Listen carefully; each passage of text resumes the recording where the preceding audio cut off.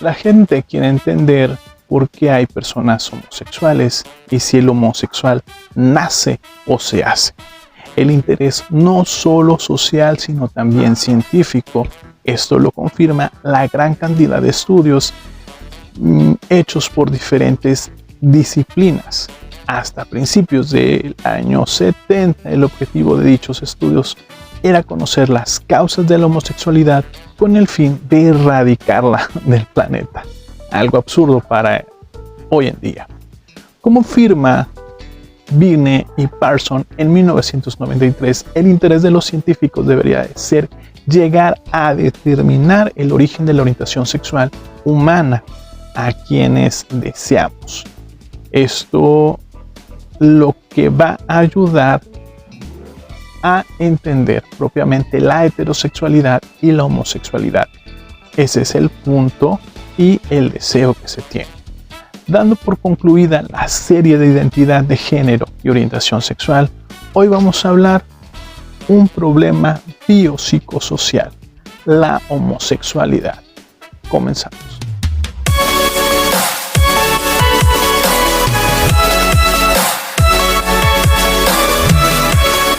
La homosexualidad es la orientación sexual por la que un individuo siente atracción física, afectiva, sentimental y sexual y emocional hacia individuos de su mismo sexo.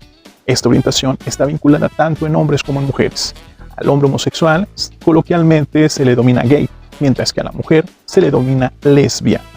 También se refiere al sentido de identidad basado en estas atracciones, los comportamientos relacionados y la pertenencia a una comunidad que comparten esas atracciones. No hay un consenso entre los científicos acerca de por qué una persona desarrolla una orientación sexual determinada. Muchos científicos piensan que la naturaleza y educación son propiamente quienes participan en esta orientación, en esta preferencia. Otros son partidarios de teorías con bases biológicas que apuntan a factores genéticos, al ambiente temprano, a ambos o incluso a factores sociales y genéticos. La homosexualidad no es una elección, según reconoce la American Psychology Association, APA. Muchos científicos consideran que una persona es homosexual debido a una interacción compleja de factores biológicos, cognitivos y el entorno biopsicosocial. Los primeros indicios de atracción emocional o sexual de una persona tienden a surgir durante el comienzo de la adolescencia, ya sea hacia personas de su mismo sexo o distinto al sexo. En momentos de esta asociación junto con otros colectivos consideró que la homosexualidad como un trastorno mental y emocional, aunque en 1937 decidió eliminar la homosexualidad de esta categoría o de este grupo. Las teorías biológicas tratan de explicar el origen de la homosexualidad basados en factores de naturaleza orgánica. Según el tipo de factores en los que se centra, encontramos tres grupos: las que ponen el énfasis en factores genéticos, las que destacan el papel de las hormonas como elementos predisposiciones o bien la futura orientación sexual. En todo esto hacen propiamente su punto de vista.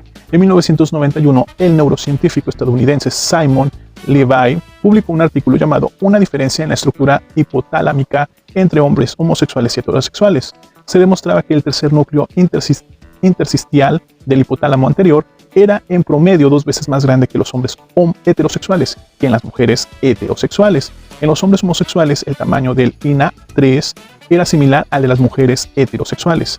El INA3, por su localización y conexiones, es el equivalente humano del llamado núcleo sexual dimórfico del área preóptica de otros mamíferos estudiados, que se sabe está relacionado con la conducta sexual de estos animales no humanos. En las ovejas se ha demostrado similar asociación entre el tamaño de la SDNPOA y la preferencia sexual.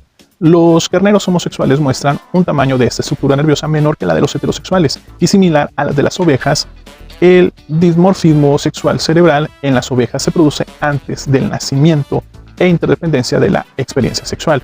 Otras estructuras del sistema nervioso central humano muestran igualmente diferencias del tamaño vinculadas con la orientación sexual, en vez de con el sexo genital y de la como categoría psicológica se constituye a partir del artículo de Kat Westphal en 1870 sobre las sensaciones sexuales contrarias. Para el psicoanálisis, la homosexualidad no viene dada por la genética, sino que es una elección. No una elección voluntaria o consciente, ni algo que el sujeto pueda modificar por gusto, sino una elección inconsciente. no habría nada en la naturaleza humana que dictaminara que a los varones deben atraerle las mujeres y a las mujeres los varones. Durante el siglo XX hubo psicoanalistas que consideraban a la homosexualidad dentro de la estructura perversa, pero este concepto de perversión no posee la connotación vulgar, peyorativa o moralizante, sino que simplemente engloba todas las prácticas sexuales que llevan a la reproducción, incluyendo las caricias y los besos. En el siglo XXI se sostiene que la homosexualidad aparece tanto en una estructura mental perversa como una estructura neurótica o en una psicótica, y ya no se habla de homosexualidad sino de homosexualidades. Se piensa que la sexualidad en general como una pluralidad más polimorfa. Freud deriva la homosexualidad de la bisexualidad psíquica común a todos los seres humanos, y decía que intentar transformar a un homosexual en heterosexual era tan imposible como intentar transformar un heterosexual en homosexual. ¿Y tú qué opinas? Algunos pensadores en los estudios de género, como el filósofo francés Michel Foucault o la filósofa Judith Butler, atacan la idea de que las identidades sexuales tengan cualquier existencia objetiva. Dicen en su lugar que son construcciones sociales. Este punto de vista teórico se llama teoría queer. Un argumento frecuente es que la homosexualidad premoderna era diferente de la homosexualidad moderna, pues era una estructura o estaba estructurada por la edad, por sexo o por clase en vez de igualitaria. Los críticos contestan que aunque la homosexualidad de épocas distintas haya tenido rasgos distintos, el fenómeno básico ha existido siempre y no es una creación de la sociedad actual. Judith Butler en el 2000 ha ejercido una gran influencia dentro de la teoría feminista y en los estudios queer por proponer una concepción del género irritativa y representativa. Ha ejercido una gran influencia dentro de la teoría feminista y en los estudios queer que proponen una concepción del género imitativa y representativa. Butler en 1990 señala que el género es esencialmente identificación que consiste en una fantasía dentro de otra fantasía. El género se define de acuerdo con Butler en lo que denomina el performance, esto es, la repetición que imita constantemente la fantasía que constituye las significaciones de manera encarnada. Bajo esta visión, los comportamientos tan criticados como el amaneramiento de algunos gays y transexuales o las relaciones butch, camionera, femme, con su imitación particular del género, revela, según Butler, la estructura imitativa propia de este género. Pues bien, hasta aquí terminamos esta primera parte de un problema biopsicosocial, pero en la segunda parte vamos a hablar sobre la aceptación de la homosexualidad, los mitos, creencias y puntos de vista de la sociedad y cómo se encuentran las cuestiones legales hoy en día. Muchas gracias, suscríbete y nos vemos en la segunda parte.